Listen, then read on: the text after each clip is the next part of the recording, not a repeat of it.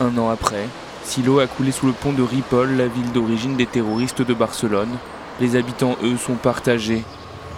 Dans cette ville paisible, certains tentent d'oublier, d'autres s'interrogent encore et encore sur les raisons qui ont poussé ces enfants de Ripoll à commettre un crime d'une telle atrocité. Au début, on n'y croyait pas. On pensait qu'ils avaient subi un lavage de cerveau. Mais quand on voit les images, qu'ils vont au supermarché faire leurs courses, puis après qu'ils vont tuer des gens froidement, on se dit « Comment c'est possible ?» Ça m'a fait très mal, comme beaucoup de gens ici.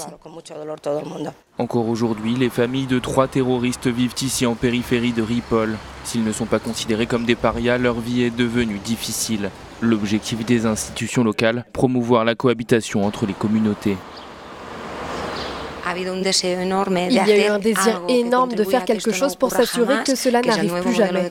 Il y a un nouveau modèle de cohabitation sur lequel nous avons travaillé très dur. Il s'agit de changer notre regard sur l'autre et d'appréhender la différence comme une opportunité pour chacun de s'améliorer.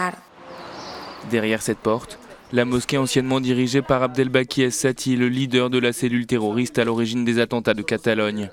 Un an plus tard, le nouvel imam de Ripoll prône un islam pacifique. Tout va bien, les gens ont déjà oublié ce qu'il s'était passé. Cela aurait pu arriver n'importe où. Je n'ai rien à voir avec ces affaires.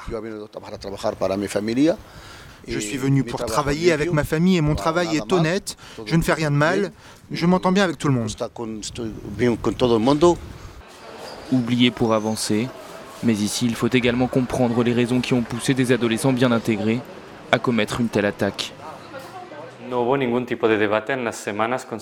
n'y a pas eu de discussion dans les semaines qui ont suivi l'attentat.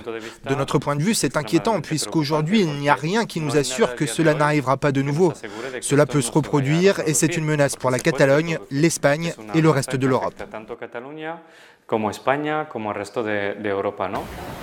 Malgré tout, Ripoll et ses habitants tentent de se reconstruire mais restent toujours associés aux attentats terroristes qui ont coûté la vie à 16 personnes il y a tout juste un an.